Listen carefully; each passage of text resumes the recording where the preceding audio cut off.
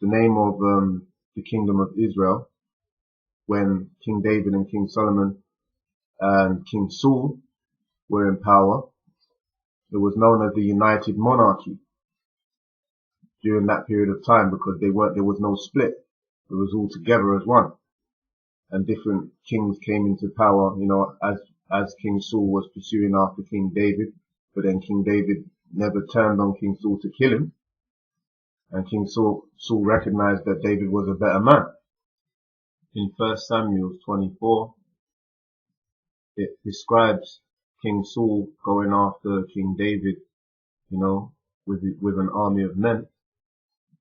And when King Saul rested up in the cave, King David saw him, while he was rested up and cut his garment. But then he wanted to put him to death, but then he realized, look man, I can't be doing that to the Lord's anointed. So, which is a righteous thing. And then King Saul said that King David was more of a righteous man for not putting him to death, because he could have. But because it was the king, he weren't about to do that. And then the number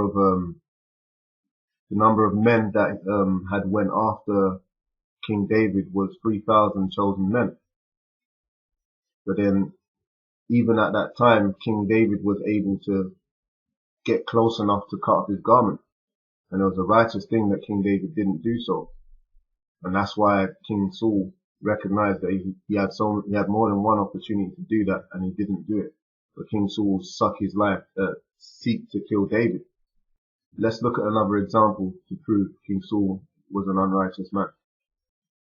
A key scripture to back that up would be 1 Samuel 28 chapter, where it talks about how King Saul, after he said to put all the witches to death, he then went to a woman with a familiar spirit, which was into the witchcraft, to find out what was going to happen in the war, because he was worried about whether he would win or not against the Philistines. And the woman performed the odious works, and called upon the spirit of the prophet Samuel. Then the prophet told him that his children and King Saul were going to be put to death in the war, and that the Philistines was going to win the war, and the Lord would deliver them in the hand of the Philistines.